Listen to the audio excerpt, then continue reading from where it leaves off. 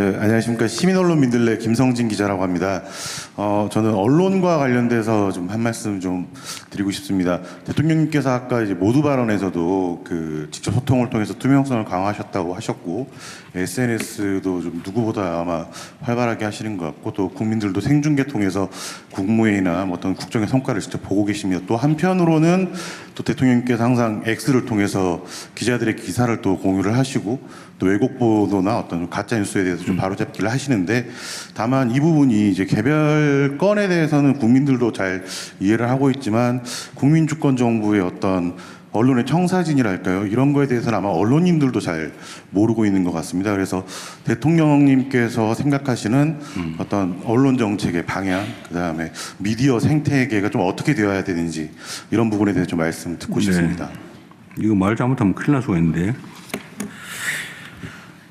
좋은 질문이시고요. 제가 한번 말씀드리고 싶었던 거기도 해요. 제가 이제 개별 기사에 대해서 이건 팩트가 이렇다, 이거는 뭐 너무 심하다, 이런 표현을 가끔씩 하지 않습니까? 매우 섭섭하실 수도 있죠, 여러분. 근데 여기 청와대 출입하는 분들이 쓴 기사는 아닌 것 같아요, 주로. 주로 바깥에 사회 문제나 이런 쪽이 쓴 기사들 같아요. 근데 저는 그렇습니다. 이게 언론은 보호돼야 되는 게 맞죠.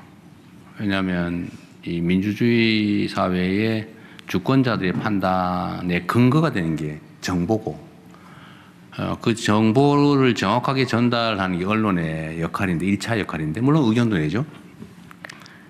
그런데 그게 만약에 왜곡 조작되거나 가짜일 경우에는 주권자들의 주권 판단을 왜곡하잖아요. 그건 정말로 위험한 거죠. 나쁜 걸 넘어서 위험합니다. 주권자들의 판단을 왜곡 조작하고 일정한 방향으로 끌어가기 위해서 의도된 조작 가짜 정보를 생산해서 주입하는 행위는 저는 헌정질서 파괴 행위라고 봐요. 언론을 보호하는 이유는 정부 영역에서 국민의 비용으로 국민에게 모든 정보를 다 전달할 수 없기 때문에 이제 민간 영역이 자유롭게 객관적인 정보를 투명하게 공정하게 전달하고, 또 그에 기반해서 자신들의 의견을 어느 쪽이든 낼 수 있겠죠. 근데 의견은 저는 뭐라고 내도 상관없다고 생각해요. 그건 의견이니까. 근데 팩트를 조작하는 것은 그건 헌정질서 파괴 행위다, 중범죄 행위다라고 생각합니다. 그게 의도가 있는 것이라면, 그거 오보는 어쩔 수 없죠. 아니, 있는데 잘못 알아서 그런 거 어떡하겠어요. 그러나 고의적인 경우라면 정말 심각하다. 그리고 대한민국의 민주주의를 위협하는 요소가 여러 가지 있지만, 저는 일상적으로 민주주의를 위협하는 것이 바로 가짜 뉴스라고 생각해요. 가짜 뉴스. 가짜 뉴스를 오해에 기반한 것이면, 오인에 기반한 것이면 수정하면 되잖아요. 근데 오인에 기반해서 잘못 보도해놓고도 수정을 절대 안 하려고 하는 건 정말 그건 무책임한 거죠. 그건 권력을 남용하는 겁니다. 그래서 언론은 매우 중요하다. 민주공화국을 떠받치는 핵심 장치 중에 하나다. 그래서 보호되고 보장되어야 된다. 그러나 그만큼 특별히 보호하고 보장하기 때문에 그에 상응하는 책임을 져야 한다. 개인이 트위터에다가 거짓말하는 거와는 차원이 다르다. 그건 공신력이라고 하는 게 부여되기 때문에 그렇죠. 공신력을 가지고 국가 공동체로부터 특별한 보호와 보장을 받으면서 국가 시스템을 망가뜨리는 가짜 뉴스를 고의로 퍼뜨린다. 질서 파괴 행위라서 책임을 져야 되는데, 지금 제가 보기에는 대한민국에서 그 책임을 잘 안 지는 것 같아요. 사실 거의 대부분의 언론이나 언론인들은 정론 직피를 하려고 노력하지 않습니까?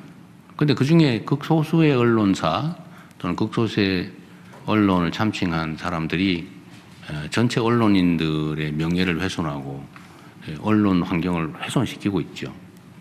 저는 그걸 구분해 줘야 된다고 생각해요. 피해자들이 할 수도 있지만 국가의 경영을 책임지는 저 같은 입장에서도 책임을 정확하게 물어야 된다. 그렇다고 해서 그걸 경계선에 해당되는 것을 하면 안 되겠죠. 모두가 공감할 수 있는 명확한 것들.